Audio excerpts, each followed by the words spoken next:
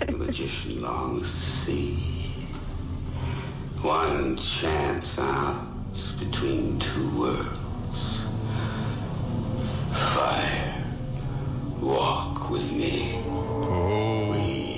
Very, very scary. I'm sorry that we had to pull you out of your Twin Peaks hole to chat about it, and we're not going to let up either because Sky Ferreira's debut album is the feature album, and it's called Nighttime, My Time.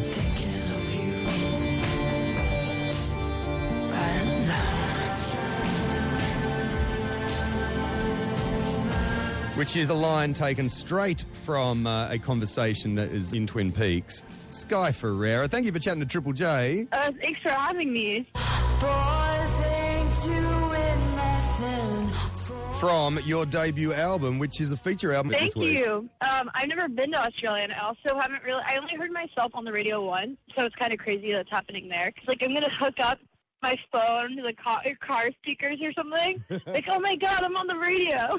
Like whoever's in the car. They're like, what? There's an Australian radio show out here?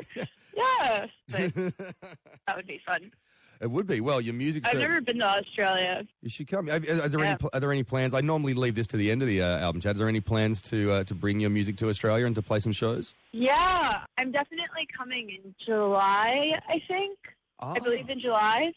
Nice. For a festival. I'm not quite sure, but it's in my summer. Your summer is now, right? Yeah. And what sort of music were you listening to when this album was being written and recorded? I was listening to Dusseldorf and like Kraftwerk, but I was also listening to Mazzy Star and Elliott Smith, and then listening to Madonna and Michael Jackson. And my head was kind of all over the place, but I was also trying to block everything out. I was trying not to do it because when I listen to music constantly, I start writing like it almost.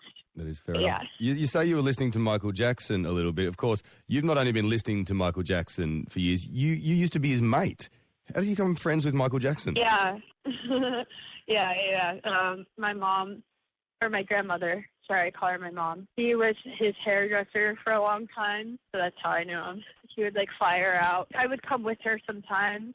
And I went to Neverland and stuff, so that was pretty cool. That's great. What era did your grandmother do Michael Jackson's hair? I think she did it for like a good 30 years.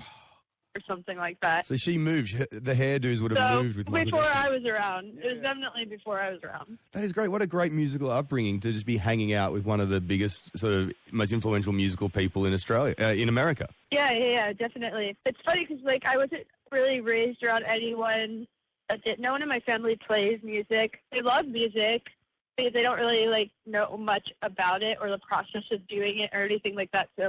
And nobody sings either, that's for sure. That's pretty much the only thing I had that was, like, only person I think that I knew that actually made music when I was younger. He was like your musical parents. Yeah.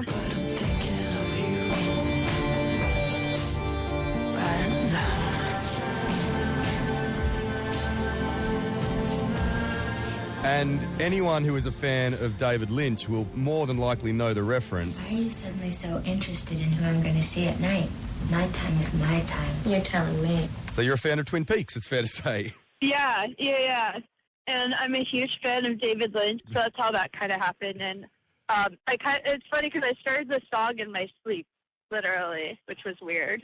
Wow. But I just felt like it was all aligned in some weird way. I was like doing miserably bad at school, and they were like, well, you have to take classes over the summer to go to the next grade. And I was like, okay, so I went to a community college and I took a bunch of film classes, but one of them was a David Lynch class for like 4 weeks. And that was kind of how I think my obsession started with him. If you're going to get like told to do a summer class, that is the best excuse to do badly at school because then you get to study David Lynch. Yeah. Yeah.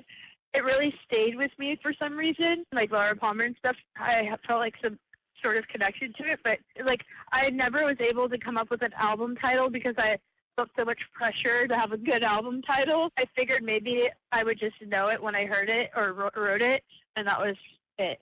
That's it. Have you heard that there may be new Twin Peaks kind of stuff being made? Ray Wise, who played Leyland Palmer, said he made a little promo with David Lynch to go with some new edition they're releasing. Yeah.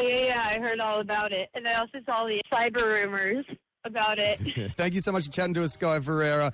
And we will more than likely see you at that mystery festival in July. All right, I see you. I'm talking to you.